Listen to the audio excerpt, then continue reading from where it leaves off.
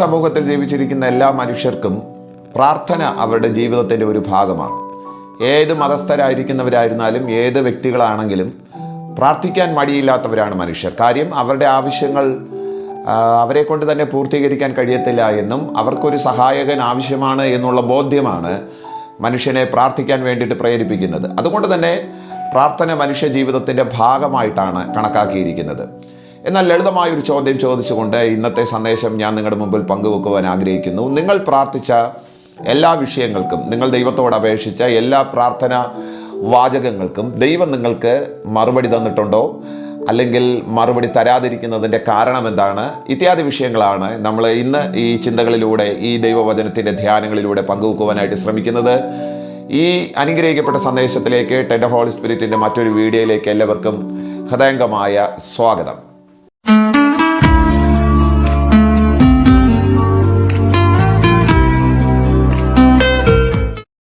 പ്രാർത്ഥനയെക്കുറിച്ച് വ്യത്യസ്തമായിരിക്കുന്ന അനുഭവങ്ങളും പരിചയപ്പെടലുകളും അല്ലെങ്കിൽ വ്യത്യസ്തമായിരിക്കുന്ന അഭിപ്രായങ്ങളുമാണ് മനുഷ്യർക്കുള്ളത്. വേദപുസ്തകത്തിൽ പ്രാർത്ഥന എന്ന് പറയുന്നത് ക്രൈസ്തവ ജീവിതത്തിൻ്റെ ഒരു ഭാഗമായിട്ടാണ് പരിഗണിച്ചിരിക്കുന്നത്. പ്രാർത്ഥനയുടെ ഏറ്റവും വലിയ മോഡൽ എന്ന് പറയുന്നത് നമ്മുടെ കർത്താവിൻ്റെ രക്ഷിതാവുമായിരിക്കുന്ന യേശു ക്രിസ്തുവാണ്. അവിടുത്തെ ഐഹിക ശുശ്രൂഷയിൽ താൻ ഭൂമിയിലായിരുന്ന കാലഘട്ടം മുഴുവനും താൻ പിതാവിനോട് അപേക്ഷിച്ചതായിട്ട്, കർത്താവ് യേശു ക്രിസ്തു പിതാവിനോട് പ്രാർത്ഥിച്ചതായിട്ട് വേദപുസ്തകത്തിൽ ഉടനീളം നിങ്ങൾക്ക് കാണാനായിട്ട് കഴിയും. യേശു ക്രിസ്തുവിന് പ്രാർത്ഥനയുടെ ഒരു പതിവ് തന്നെ ഉണ്ടായിരുന്നതായിട്ട് തിരുവെഴുത്തുകളിൽ നമുക്ക് കാണാനായിട്ട് കഴിയുകയാണ്. എല്ലാ രാത്രികളിലും യേശു ക്രിസ്തു തനിച്ച് മലയുടെ മുകളിൽ വിജനമായിരിക്കുന്ന സ്ഥലങ്ങളിൽ പോയിരുന്ന് പ്രാർത്ഥനയിൽ മുഴുകുന്നത് സ്വാഭാവികമായിരിക്കുന്ന ഒരു കാഴ്ചയായിട്ടാണ് സുവിശേഷകന്മാർ രേഖപ്പെടുത്തിയിരിക്കുന്നത്. അപ്പോൾ തന്നെ തൻ്റെ അരുമ ശിഷ്യന്മാരെ, 12 ശിഷ്യന്മാരെ പ്രാർത്ഥിക്കാൻ പഠിപ്പിക്കുന്നതായിട്ടും നമുക്ക് കാണാനായിട്ട് കഴിയുകയാണ്. യേശുക്രിസ്തുവിൻ്റെ ഏറ്റവും വലിയ പ്രഭാഷണമാണ് ഗിരിപ്രഭാഷണം. മത്തായി സുവിശേഷം 5 മുതൽ 7 വരെയുള്ള അധ്യായങ്ങളിൽ, ഈ 3 അധ്യായങ്ങളിൽ നിറഞ്ഞു നിൽക്കുന്ന ഏതാണ്ട് 24-ലധികം ചിന്തകൾ, 24-ലധികം പ്രമേയങ്ങളാണ് യേശുക്രിസ്തു ആ പ്രഭാഷണത്തിൽ മുന്നോട്ട് വെക്കുന്നത്. അതിൽ ഏറ്റവും ശക്തമായ ഒരു പ്രമേയം എന്ന് പറയുന്നത് പ്രാർത്ഥനയുടെ ഒരു പ്രമേയമാണ്. പരീശന്മാരുടെ പ്രാർത്ഥനയേക്കാൾ, യഹൂദന്മാരുടെ പ്രാർത്ഥനയേക്കാൾ വ്യത്യസ്തമായിരിക്കുന്ന ഒരു പ്രാർത്ഥനാ മനോഭാവം തൻ്റെ അനുകാരികളായിരിക്കുന്ന ആൾക്കാർക്ക് ഉണ്ടാകണമെന്ന് യേശു ആഗ്രഹിച്ചിരുന്നു. അതുകൊണ്ട് തന്നെ വ്യത്യസ്തമായിരിക്കുന്ന ഒരു പ്രാർത്ഥനയുടെ പഠിപ്പിക്കലുകൾ കർത്താവ് യേശു ക്രിസ്തു നടത്തുന്നതായിട്ട് നമുക്ക് കാണാനായിട്ട് കഴിയും.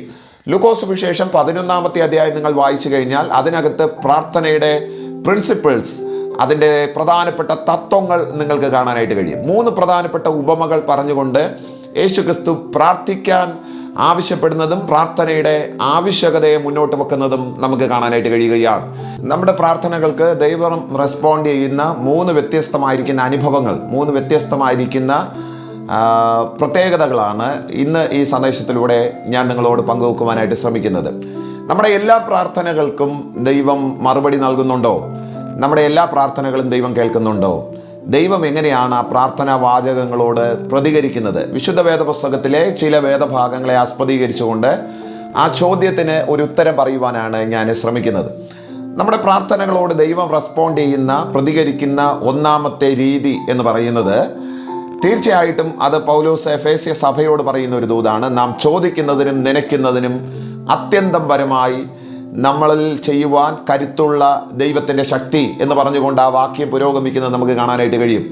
അവിടെ ദൈവം നമ്മുടെ പ്രാർത്ഥനകൾക്ക് ഉത്തരം നൽകുന്ന ഒന്നാമത്തെ രീതി നമുക്ക് കാണാനായിട്ട് കഴിയും. നാം ചോദിക്കുന്നതിനും നനയ്ക്കുന്നതിനും അത്യന്തം പരമായി, അധികമായി കർത്താവ് നമ്മുടെ പ്രാർത്ഥനകൾക്ക് ഉത്തരം നൽകുകയാണ്. ഒന്നുകൂടി കടത്തി പറഞ്ഞു കഴിഞ്ഞാൽ, നമ്മുടെ പ്രാർത്ഥനകൾക്ക് ഇൻസ്റ്റൻ്റ് ആയിരിക്കുന്ന മറുപടികൾ, പെട്ടെന്നുള്ള മറുപടികൾ ദൈവം പലപ്പോഴും നമുക്ക് നൽകി തരാറുണ്ട്. മനുഷ്യർ ആഗ്രഹിക്കുന്നതും കൊതിക്കുന്നതും പ്രതീക്ഷിക്കുന്നതുമൊക്കെ അവരുടെ പ്രാർത്ഥനാ വാചകങ്ങൾക്ക് ദൈവം ഇൻസ്റ്റൻ്റായിട്ട് മറുപടി കൊടുക്കണമെന്നുള്ളതാണ്. പെട്ടെന്ന് കർത്താവ് പ്രതികരിക്കണം, പെട്ടെന്ന് അതിനുള്ള മറുപടികൾ ഉണ്ടാകണം, ഉത്തരങ്ങൾ ഉണ്ടാകണം. അവർ കാത്തിരിക്കുന്ന ആ വിഷയങ്ങൾക്കകത്ത് പെട്ടെന്ന് ദൈവത്തിൻ്റെ ഇടപെടൽ ഉണ്ടാകണം. ഇത് എല്ലാ മനുഷ്യരും കൊതിക്കുന്ന ഒരു കാര്യമാണ്. സ്വാഭാവികമായിട്ടും ബൈബിൾ അതിനെ അംഗീകരിക്കുന്നുണ്ട്. എന്നാൽ എല്ലാ സമയങ്ങളിലും അങ്ങനെയാണ് എന്ന് ചിന്തിക്കരുത്. ദൈവം നമ്മുടെ പ്രാർത്ഥനകളോട് പ്രതികരിക്കുന്ന ഒന്നാമത്തെ പ്രതികരണത്തിൻ്റെ മനോഭാവം എന്ന് പറയുന്നത് വളരെ പെട്ടെന്ന് കർത്താവ് നമ്മുടെ കാര്യങ്ങൾക്കകത്ത് ഇടപെടാറുണ്ട്. ഇന്ന് ഈ ദൈവവചനം കേൾക്കുമ്പോൾ ഞാൻ നിങ്ങൾക്ക് വേണ്ടിയിട്ട് അങ്ങനെ പ്രാർത്ഥിക്കുന്നു. നിങ്ങളുടെ പ്രാർത്ഥനാ വാചകങ്ങൾ, നിങ്ങൾ ദൈവത്തോട് അപേക്ഷിക്കുന്ന ആ വാക്കുകൾക്ക് ദൈവത്തിൽ നിന്ന് പെട്ടെന്ന് നിങ്ങൾക്ക് മറുപടികൾ ഉണ്ടാകട്ടെ. നിങ്ങൾ പ്രതീക്ഷിക്കുന്ന അളവിൽ അതിനേക്കാൾ ഉപരി ദൈവം നിങ്ങളുടെ പ്രാർത്ഥനകൾക്ക് മറുപടി നൽകട്ടെ എന്ന് ഞാനും നിങ്ങളോടൊപ്പം ചേർന്ന് പ്രാർത്ഥിക്കുന്നു. അതിനായിട്ട് ഞാൻ ദൈവസന്നിധിയിൽ അപേക്ഷിക്കുകയാണ്. എഫേസ്യ സഭയോട് പൗലോസ് പറയുകയാണ്, നാം ചോദിക്കുന്നതിനും നനയ്ക്കുന്നതിനും അത്യന്തപരമായി. നമ്മുടെ പ്രാർത്ഥനകൾക്ക് ദൈവത്തിൻ്റെ ഭാഗത്ത് നിന്ന് അങ്ങനെ ഒരു മറുപടി ഉണ്ട്, അങ്ങനെ ഒരു പ്രതികരണമുണ്ട്. നാം ചോദിക്കുന്നതിലും അധികം ഇൻസ്റ്റന്റ് ആയിരിക്കുന്ന ചില മറുപടികൾ ദൈവം നമ്മുടെ ജീവിതത്തിൽ ചെയ്തു തരാറുണ്ട്. നമ്മുടെ പ്രാർത്ഥനകളിൽ ദൈവത്തിന് നമ്മളോടുള്ള രണ്ടാമത്തെ മനോഭാവം, നമ്മുടെ പ്രാർത്ഥനകൾക്ക് എപ്പോഴും ഇൻസ്റ്റന്റ് ആയിരിക്കുന്ന മറുപടികൾ ഉണ്ടാകണമെന്നില്ല, അത് കിട്ടട്ടെ. എന്നാൽ ചിലപ്പോഴൊക്കെ നമ്മുടെ പ്രാർത്ഥനകളോട് ദൈവം രണ്ടാമതൊരു മനോഭാവം പുലർത്താറുണ്ട്. അത് ഇതാണ്, വൈകി വരുന്ന മറുപടികളാണ്. അത് എന്താ പറയേണ്ടുന്നത്, ഒരുപാട് താമസിക്കുന്ന മറുപടികൾ നമുക്ക് കാണാനായിട്ട് കഴിയും. നമ്മുടെ എല്ലാവരുടെയും ജീവിതത്തിൽ ഇത് സംഭവിച്ചിട്ടുണ്ടെന്നാണ് ഞാൻ കരുതുന്നത്. നിങ്ങൾ പ്രാർത്ഥിക്കാൻ ചെന്നിരുന്നപ്പോൾ എല്ലാ പ്രാർത്ഥനകൾക്കും പെട്ടെന്ന് മറുപടികൾ ഉണ്ടായിട്ടില്ല. ചില മറുപടികൾ വളരെ വൈകി വന്നിട്ടുണ്ട്. എന്തുകൊണ്ടായിരിക്കാം അങ്ങനെയുള്ള ഒരു പ്രതികരണം ദൈവത്തിൻ്റെ ഭാഗത്തു നിന്നുണ്ടാകുന്നത്? രണ്ട് പ്രധാനപ്പെട്ട ചിന്തകളാണ് എനിക്ക് അതിനകത്ത് നിന്ന് പറയാനായിട്ടുള്ളത്. ഒന്നാമത്തേത്, ദൈവം ഒരു കാര്യത്തെ പോസ്റ്റ്പോൺ ചെയ്യിപ്പിക്കുകയാണെന്നുണ്ടെങ്കിൽ, ദൈവം ഒരു കാര്യത്തെ വൈകിപ്പിക്കുന്നുണ്ടെങ്കിൽ, അതിനകത്ത് തീർച്ചയായിട്ടും ദൈവം ആഗ്രഹിക്കുന്ന നമ്മുടെ ഒരു രൂപാന്തരം, ദൈവം നമ്മളിൽ നിന്ന് പ്രതീക്ഷിക്കുന്ന ഒരു മാറ്റം, നമ്മളെന്ന മനുഷ്യനിൽ ഉണ്ടാകേണ്ടുന്ന ചില വ്യത്യസ്തമായിരിക്കുന്ന സ്വഭാവങ്ങൾ ആ മറുപടി കിട്ടാതിരിക്കുമ്പോൾ നമുക്ക് ദൈവത്തോടുള്ള പ്രതികരണം, ആ വിഷയത്തോടുള്ള പ്രതികരണം, നമ്മുടെ ചുറ്റുപാടുമോടുള്ള പ്രതികരണങ്ങൾ, ഇത് ദൈവം പരിശോധിക്കാൻ വേണ്ടിയിട്ടാണ് ചിലപ്പോഴൊക്കെ ചില മറുപടികൾ വൈകിപ്പിക്കുന്നത്. നമ്മുടെ ജീവിതത്തിൽ ദൈവം ചില കാര്യങ്ങൾ ഇങ്ങനെ പോസ്റ്റ്പോൺ ചെയ്യിപ്പിക്കുമ്പോൾ നമ്മുടെ പേഷ്യൻസ്, നമ്മുടെ ക്ഷമ കർത്താവ് പരിശോധിക്കുകയാണ്. കുറച്ചു നേരം കാത്തിരിക്കാൻ അവന് മനസ്സുണ്ടോ? കാത്തിരിക്കുമ്പോൾ അവൻ എന്തൊക്കെയാണ് വായുവിലൂടെ പുറത്തുവിടുന്നത്? അഥവാ അവൻ പറയാൻ ശ്രമിക്കുന്ന വാക്കുകൾ എന്തായിരിക്കാം? ദൈവത്തെ പഴിക്കുമോ? ചുറ്റുപാടുമുള്ളവരോട് ബഹളം വെക്കുമോ? ഇതൊക്കെ ദൈവം പരിശോധനയ്ക്ക് വിധേയമാക്കുന്ന ഒരു വസ്തുതയാണ്. ചില കാര്യങ്ങൾക്ക് മറുപടി വൈകുമ്പോൾ ഉറപ്പിക്കുക, ദൈവം നമ്മുടെ ക്ഷമ പരിശോധിക്കുകയാണ്. അഥവാ ഞാൻ എന്ന വ്യക്തിയെ രൂപപ്പെടുത്താൻ കർത്താവ് ആഗ്രഹിക്കുന്നു എന്നുള്ളതാണ്.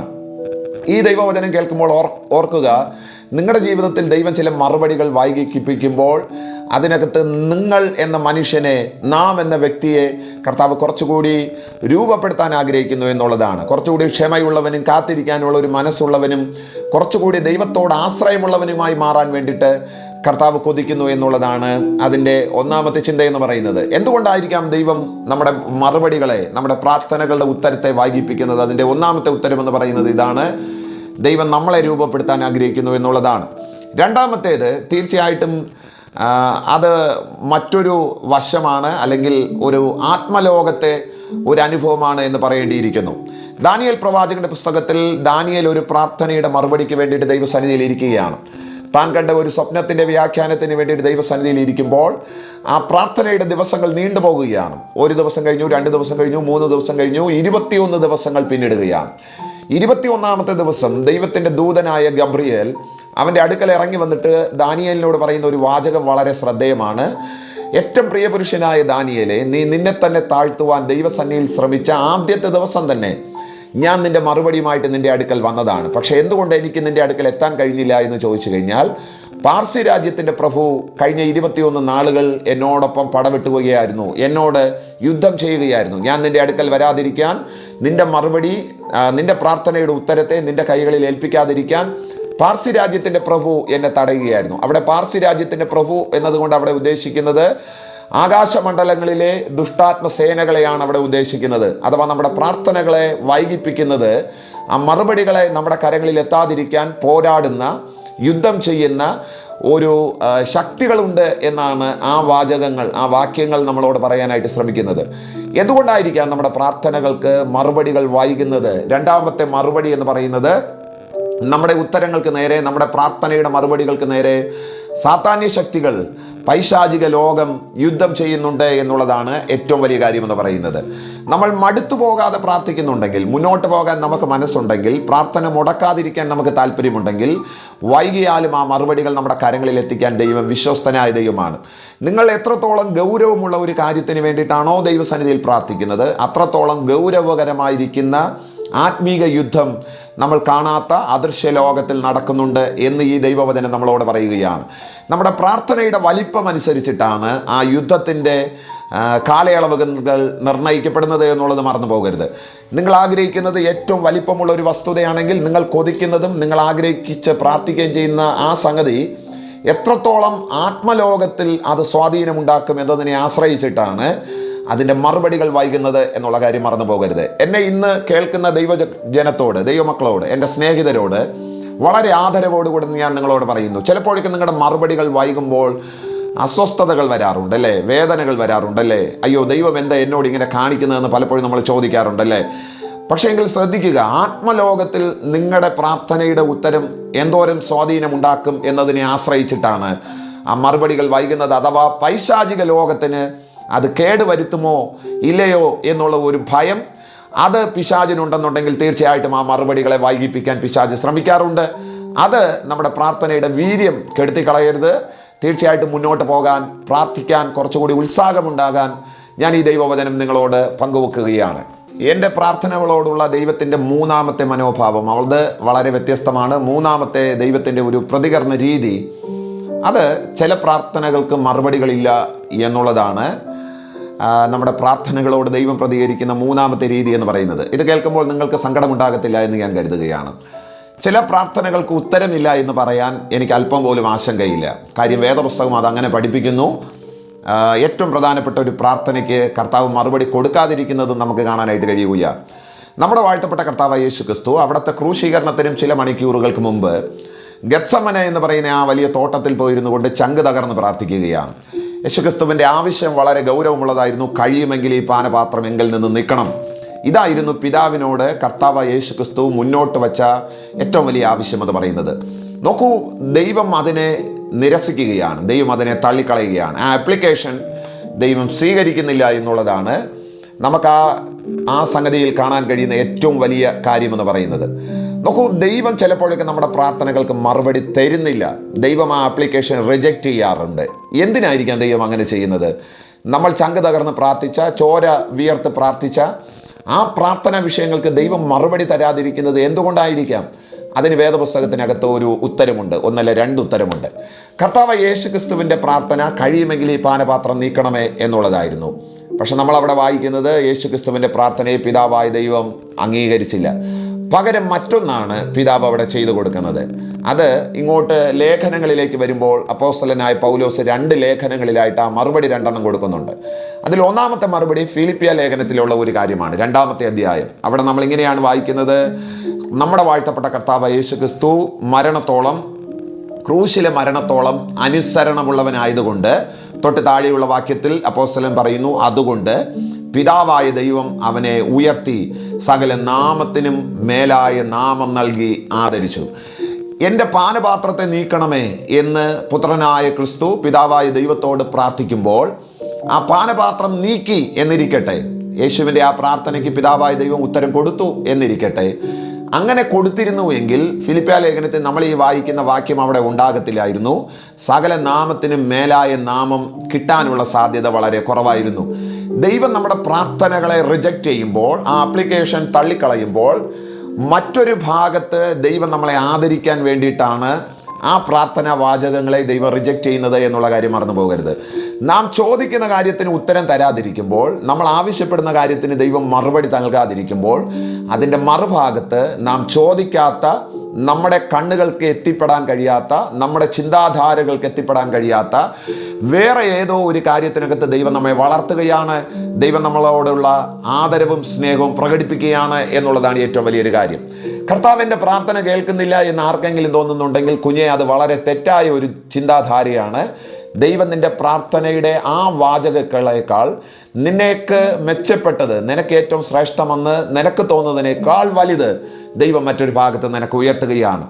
പിതാവായ ദൈവം പുത്രനായ ക്രിസ്തുവിൻ്റെ പാനപാത്രത്തെ എടുത്തു കളയണമേ എന്നുള്ള അപേക്ഷ തള്ളിക്കളയുന്നതിൻ്റെ കാര്യം പാനപാത്രത്തെ എടുത്തു കൊടുക്കുകയല്ല പിതാവിൻ്റെ ദൗത്യം. തൻ്റെ പുത്രനായ ക്രിസ്തുവിനെ സകല നാമത്തിനും മേലായ നാമം കൊടുക്കുക എന്നുള്ളതാണ് പിതാവിൻ്റെ മനസ്സിലെ ഏറ്റവും വലിയ ആഗ്രഹം എന്ന് പറയുന്നത്. നമ്മൾ ആഗ്രഹിക്കുന്നതിനേക്കാൾ, നമ്മുടെ വെൽഫെയറിനേക്കാൾ, നമ്മുടെ ക്ഷേമത്തേക്കാൾ, നമ്മുടെ ദൈവം നമുക്ക് വേണ്ടിയിട്ട് ആഗ്രഹിക്കുന്നുണ്ട് എന്നുള്ളതാണ് ചിലപ്പോഴൊക്കെ നമ്മുടെ പ്രാർത്ഥനകളുടെ മറുപടികളെ ദൈവം തിരസ്കരിച്ച് കളയുന്നതിൻ്റെ കാരണമെന്ന് പറയുന്നത്. ഞാൻ എന്നെക്കുറിച്ച് മെച്ചപ്പെട്ടത് ചിന്തിക്കുന്നതിനേക്കാൾ എൻ്റെ ദൈവം എന്നെക്കുറിച്ച് മെച്ചപ്പെട്ടത് ചിന്തിക്കുന്നത് കൊണ്ടാണ് ചിലപ്പോഴൊക്കെ എൻ്റെ പ്രാർത്ഥനയുടെ വാചകങ്ങളെ ദൈവം തള്ളിക്കളയുന്നത്. നാം ആവശ്യപ്പെടുന്നത് വളരെ ചെറിയ കാര്യമായിരിക്കാം, പക്ഷെ ദൈവം നമ്മുടെ കരങ്ങളിൽ തരാനിരിക്കുന്നത് ഏറ്റവും വലുതായിരിക്കാം. അതുകൊണ്ടായിരിക്കാം ചില വാചകങ്ങൾ, ചില വാക്കുകൾ, ചില പ്രാർത്ഥനയുടെ ആ അനുഭവങ്ങളെ അല്ലെങ്കിൽ ആ ചോദ്യങ്ങളെ ദൈവം നിരസിക്കുന്നത്, എടുത്തു കളയുന്നത്, അതിന് മറുപടി നൽകാതിരിക്കുന്നത് അതുകൊണ്ടാണ്. രണ്ടാമതൊരു മറുപടി കൂടി കൊണ്ട് അത് പൗലോസ് പറയുന്നത് കൊലോസ്യ സഭയോടാണ്. സകല വാഴ്ചകളെയും അധികാരങ്ങളെയും ആയുധവർഗം വയ്പ്പിച്ച് ക്രൂശിൽ അവയുടെ മേൽ പരസ്യമായ ജയഘോഷം കൊള്ളുവാനായിട്ട് ഇടയായിത്തീർന്നു. യേശുക്രിസ്തുവിൻ്റെ പാനപാത്രത്തെ, ആ മരണം എന്ന പാനപാത്രത്തെ പിതാവ് നീക്കി കൊടുത്തിരുന്നുവെങ്കിൽ ക്രൂശിൽ ഈ ജയോത്സവം ഉണ്ടാകത്തില്ലായിരുന്നു എന്നുള്ളതാണ്. കൊലോസ്യ ലേഖനത്തിൽ പൗലോസ് വളരെ ശക്തമായിട്ട് ആ വാക്ക് പറയുന്നു. സകല ആയുധവർഗത്തെയും പിടിച്ചു വെച്ച് പിശാചിൻ്റെ സകല അവൻ്റെ ശക്തി കേന്ദ്രങ്ങളെ തകർത്തടിച്ചുകൊണ്ട് യേശുക്രിസ്തു അവിടെ സമ്പൂർണ്ണ ജയാളിയായി മാറുകയാണ്. ചിലപ്പോഴൊക്കെ നിങ്ങളുടെ വാക്കുകളെ ദൈവം കേൾക്കാതിരിക്കുമ്പോൾ, മറുപടി നൽകാതിരിക്കുമ്പോൾ, അതിൻ്റെ മറുഭാഗത്തൊരു ജയഘോഷം നടക്കുന്നുണ്ട് എന്ന് എത്ര പേർക്ക് അറിയാൻ പറ്റും? നിങ്ങൾ ചോദിക്കുന്നത് വളരെ നിസ്സാരപ്പെട്ട ഒരു കാര്യമാണ്, വളരെ ലളിതമായിരിക്കുന്ന ഒരു കാര്യമാണ്. കർത്താവിനെ സംബന്ധിച്ചിടത്തോളം ഏറ്റവും തുച്ഛമായിരിക്കുന്ന ഒരു കാര്യത്തെക്കുറിച്ചാണ് നിങ്ങൾ ചോദിക്കുന്നത്. പക്ഷെ നിങ്ങളെക്കുറിച്ച് ഏറ്റവും വലുതൊന്ന് ദൈവം കണ്ടിരിക്കുന്നു. അത് നിങ്ങളുടെ ജീവിതത്തിൻ്റെ ജയോത്സവമാണ്, ജയഘോഷമാണ്. അത് നടക്കാതിരിക്കാൻ വേണ്ടിയിട്ടാണ് ഇന്ന് ഈ പാനപാത്രം നീക്കണമേ എന്ന് നിങ്ങളുടെ ഈ പ്രാർത്ഥനയെ ദൈവം തള്ളിക്കളയുന്നതിൻ്റെ കാര്യമെന്ന് പറയുന്നത് ആ ജയഘോഷം നടക്കണമെന്നുള്ളത് കൊണ്ടാണ്. ആ ജയഘോഷം നടക്കാതിരിക്കാൻ വേണ്ടിയിട്ടാണ് പിശാച് പലപ്പോഴും നമ്മുടെ ഹൃദയത്തിനകത്ത് സംശയങ്ങൾ ഉളവാക്കുന്നത്. അയ്യോ, എന്നിട്ടും നീ ചോദിച്ചിട്ട് കർത്താവ് തന്നില്ലല്ലോ, നിന്നെ പരിഗണിച്ചില്ലല്ലോ. ഇങ്ങനെയുള്ള കുറ്റപ്പെടുത്തലുകൾ പിശാച് നിങ്ങളുടെ ഹൃദയത്തിനകത്ത് കൊണ്ടിടുന്നുണ്ടെങ്കിൽ ഞാൻ വളരെ സ്നേഹത്തോടും സൗമ്യതയോടും കൂടെ പറയുന്നു, ദൈവം ചിലത് റിജക്റ്റ് ചെയ്യുമ്പോൾ മറ്റൊരു ഭാഗത്ത് ദൈവം നിനക്ക് മെച്ചപ്പെട്ടത് കരുതുകയാണ്. ദൈവം ചിലത് നിരാകരിക്കുമ്പോൾ മറ്റൊരു ഭാഗത്ത് ദൈവം നിന്നെ വളർത്താനുള്ള പദ്ധതികൾ ആസൂത്രണം ചെയ്യുകയാണ്. ചിലതിൻ്റെ മുകളിൽ ഇരുത്താൻ ദൈവം ആഗ്രഹിക്കുകയാണ്. അതുകൊണ്ട് ഇന്ന് ഈ ദൈവവചനം കേൾക്കുമ്പോൾ വളരെ സ്നേഹത്തോടെ നിങ്ങളുടെ സഹോദരനായ ഞാൻ നിങ്ങളോട് ആത്മാർത്ഥതയോടെ പറയുന്നു. ചിലപ്പോൾ നിങ്ങൾക്ക് ഇൻസ്റ്റൻ്റ് ആയിരിക്കുന്ന മറുപടികൾ കിട്ടിയേക്കാം, പെട്ടെന്ന് നിങ്ങൾക്ക് ഉത്തരങ്ങൾ കിട്ടിയേക്കാം, അല്ല ചിലപ്പോൾ വൈകുമായിരിക്കാം. ഇനി കർത്താവ് ചിലപ്പോൾ നിങ്ങളോട് നോ എന്നാണ് പറയുന്നതെങ്കിൽ ഓർക്കുക, ദൈവം മറ്റൊരു ഭാഗത്ത് നിങ്ങളെ വളർത്താനായിട്ട് ശ്രമിക്കുകയാണ്, മറ്റൊരു ഭാഗത്ത് ദൈവം നിങ്ങളെ ഉയർത്താൻ വേണ്ടിയിട്ട് ശ്രമിക്കുകയാണ്. തൻ്റെ ഹോളി സ്പിരിറ്റിൻ്റെ ഈ സന്ദേശം കേട്ട എല്ലാ പ്രിയമുള്ളവരെയും ഞാൻ കർത്താവിൻ്റെ നാമത്തിൽ അനുഗ്രഹിക്കുകയാണ്. നമ്മുടെ പ്രാർത്ഥനകൾ മുടങ്ങിപ്പോകാതിരിക്കട്ടെ, ദൈവത്തോട് ചോദിക്കുന്ന കാര്യങ്ങൾ മുടങ്ങിപ്പോകാതിരിക്കട്ടെ. ദൈവം അതിന് റെസ്പോണ്ട് ചെയ്യുന്നത് 3 വ്യത്യസ്തമായിരിക്കുന്ന അനുഭവങ്ങളിലാണ്. നിങ്ങളോട് വെയിറ്റ് ചെയ്യാൻ പറയുന്നുണ്ടെങ്കിൽ ദൈവം നിങ്ങളുടെ ക്ഷമ പരിശോധിക്കുകയാണ്. നിങ്ങളെന്ന മനുഷ്യനെ രൂപപ്പെടുത്താൻ ആഗ്രഹിക്കുകയാണ്. നിങ്ങളോട് പെട്ടെന്ന് നിങ്ങൾക്ക് ഉത്തരം തരുന്നുണ്ടെങ്കിൽ അത് നിങ്ങൾ ആഗ്രഹിച്ചത് എന്താണോ അത് തന്നെയാണ് ദൈവം ആഗ്രഹിച്ചത് എന്നതുകൊണ്ടാണ് ആ പ്രാർത്ഥനകൾക്ക് പെട്ടെന്ന് മറുപടി ഉണ്ടായത്. ഇല്ല, നിങ്ങൾ ചോദിച്ചത് തരാതിരിക്കുകയാണെങ്കിൽ അതിൻ്റെ അർത്ഥം നിങ്ങൾ ചോദിച്ചതിനേക്കാൾ മെച്ചപ്പെട്ടത് കർത്താവ് തരാൻ ആഗ്രഹിച്ചത് കൊണ്ടാണ്. ഈ 3 കാര്യം മറന്നു പോകരുത്. എന്തുകൊണ്ടായിരിക്കാം ദൈവം ഇങ്ങനെയൊക്കെ കാണിക്കുന്നതെന്ന് ആരും തിരിഞ്ഞു ചോദിക്കരുത്. കർത്താവിന് എപ്പോഴും നമ്മുടെ പ്രാർത്ഥനകളോട് വ്യത്യസ്തമായിരിക്കുന്ന ഒരു മനോഭാവമുണ്ട്. ഞാൻ പ്രാർത്ഥിക്കുമ്പോൾ, നിങ്ങൾ പ്രാർത്ഥിക്കുമ്പോൾ ദൈവം ഈ 3 അളവിൽ നമ്മളോട് പ്രതികരിക്കുന്നുണ്ട്, നമ്മളോട് ഉത്തരം നൽകാൻ ആഗ്രഹിക്കുന്നുണ്ട് എന്നുള്ള ചിന്ത നമ്മുടെ പ്രാർത്ഥനകളുടെ മുഖങ്ങളിൽ ഉണ്ടാകട്ടെ, പ്രാർത്ഥന മുറികളിൽ അത് ഉണ്ടാകട്ടെ. അതുകൊണ്ട് മടുത്തു പോകാതെ പ്രാർത്ഥിക്കുക, ഉത്സാഹത്തോടു കൂടെ പ്രാർത്ഥിക്കുക. എൻ്റെ ഹോളി സ്പിരിറ്റിൻ്റെ ഈ വീഡിയോ കണ്ട എല്ലാവരെയും ഞാൻ അനുഗ്രഹിക്കുന്നു. കർത്താവ് ഈ വചനങ്ങളാൽ നിങ്ങളെ അനുഗ്രഹിക്കട്ടെ. ആമേൻ.